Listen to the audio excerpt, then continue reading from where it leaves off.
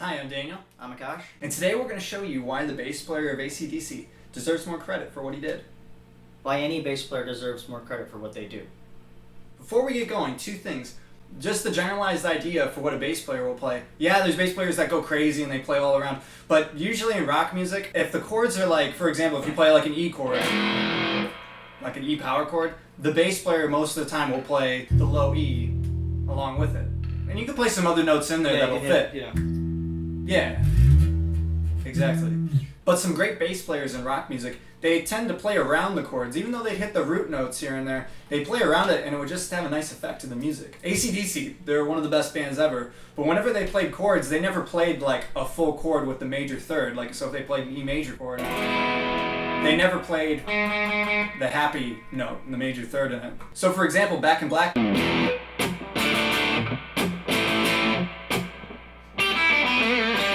everybody's heard that. But they don't play the major third in those chords, so it's an E, a D, and an A. But they don't go. It sounds way too happy. So they never played their chords like that. It was always like a power chord, you know? So the cool thing about AC/DC, even though Angus and Malcolm always did, they played the chords like that, they sometimes left it up to the bass player, and the era that I'm talking about, it's Cliff Williams, the Highway to Hell, Back in Black era, late 70s, early 80s. They would leave it up to Cliff to play some of the major thirds in there, and it had a cool effect on the music that most people are probably unaware of. So for example, with Back in Black, most of the time, a bass player, you would think he's going to go E, G, G, G, A. But the thing is, in this case, instead of playing the A on the last chord, the bass player actually played a C sharp. And it's like, well, that's not the same as the A. Well, actually, the C sharp is the major third of an A major chord. So we're going to do it both ways now. We're going to try it the incorrect way, and then we're going to play it the way that the bass player actually played it.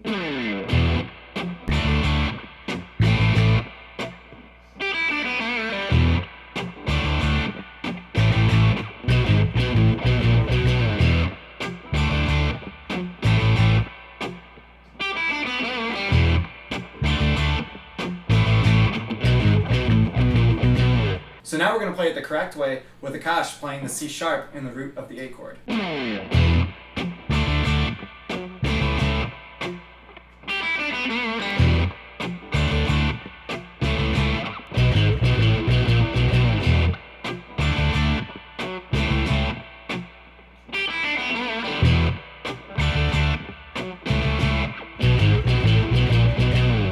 So you can probably hear the difference. When he plays that C sharp in the root of the A chord, it just gives it that character to it.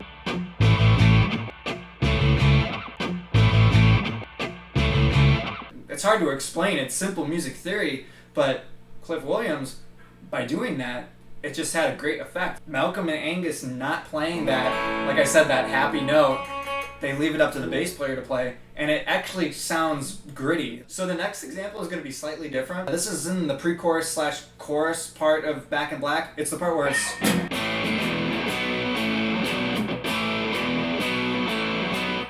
And like I was saying before, the generalized assumption or idea is, okay, you're playing an A, so the bass player's going to play an A, and then you're playing an E, and then a B, A, B, so your bass player's just going to follow that, and it's going to be cool. But in a lot of these bands, including AC/DC, the bass player will play off of that sometimes, and it creates an awesome effect. So I'm not going to break down exactly what he's playing, but for the most part, when I'm playing an A, he's actually on a B. And then when I'm playing a G, he's actually on an A. And most people will be like, well, it's not the same. Well, with the vocals on top of it, and of course it resolves, it goes, he actually follows that at some point, and then the bass player follows that. But for a second, the bass player is actually on a different note than the guitar player, and then it matches up. And then when it goes to the next part, he's on a different note, and then it matches up. So we're going to start with the incorrect version of it.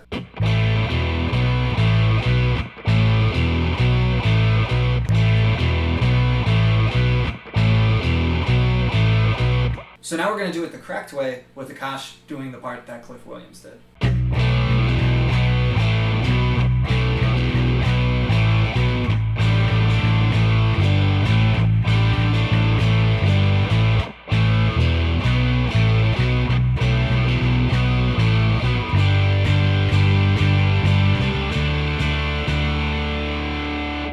track we're going to analyze is from the song Shoot to Thrill. So what happens is it's very simple. It's just A to a G and then a D. So like I said before, they don't play their chords like it sounds too happy. They play the power chord version, so it's just like they take away the third of it. So the example that we're going to use is the chorus before the guitar solo. So the bass player, follows the A and the G and the D, and then he kind of throws in these little, extra notes here and there. The cool part about it is after it does the A and it goes to the G, Cliff Williams plays the major third of a G chord, which would be B. So instead of playing the G in the root, he plays a B in the root. Even when I was a little kid, before I knew a little bit of theory and all that, when they got to that particular measure of the music, when the bass player hit the B instead of the G, it kind of uplifts you as a listener. When it gets to that spot, it just sounds awesome, and I like it when it happens. So what we're going to do is we're just going to vamp the chorus a few times, and then we're just going to add that B in the root instead of putting the G in the root.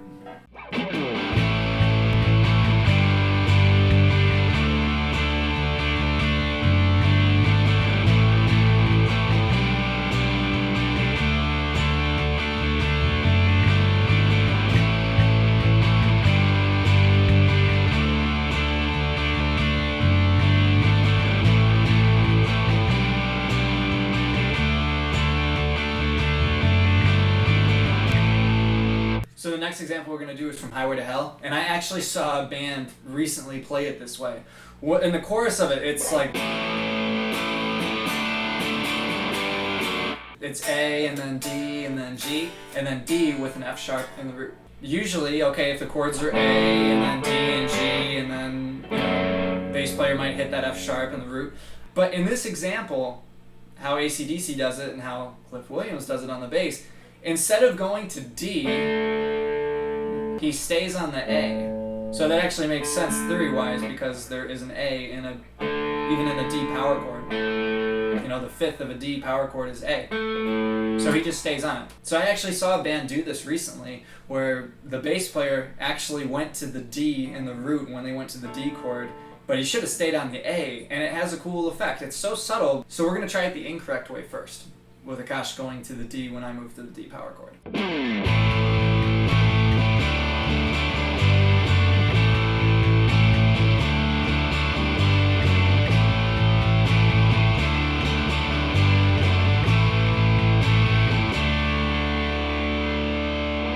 So now we're going to play it the way Cliff Williams played it.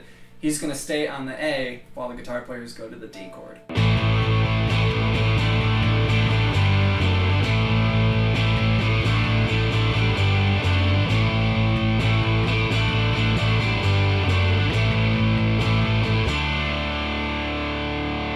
When the bass player stays on the A as the guitar players go to the D chord, it has a really nice effect on the music. Yeah, it's simple theory and everything like that, but the common thing is like, okay, so when I go to a D chord, we're going to have the bass player go with it, but they decided to stay on that A, and it sounds sweet. So for our final example, we're going to use the song Shook Me All Night Long. So the guitar part...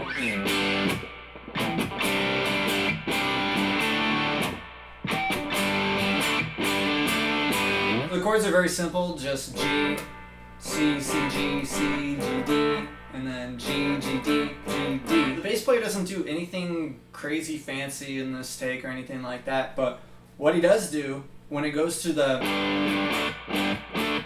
Most people would just go, okay, let's go... But what Cliff Williams does is he plays the G and the D, but he takes that G up an octave.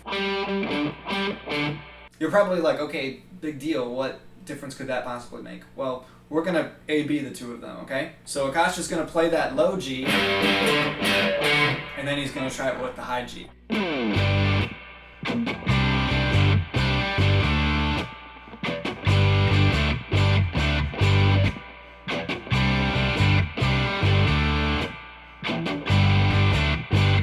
So now we're going to play it the correct way with Aakash playing the G an octave above.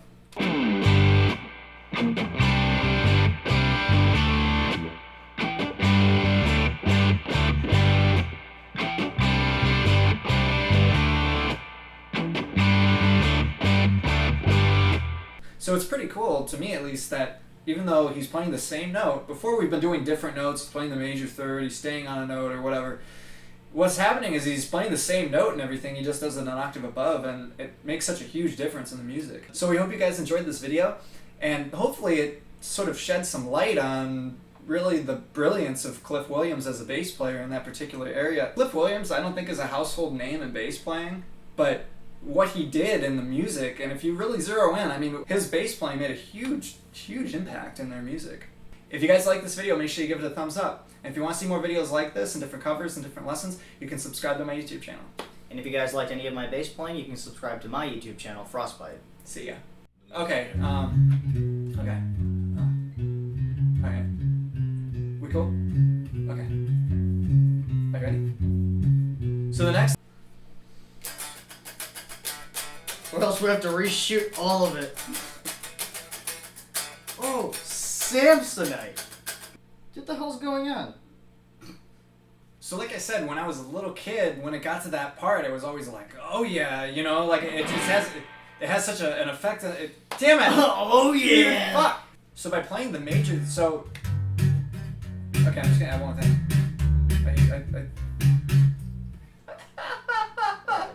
Okay.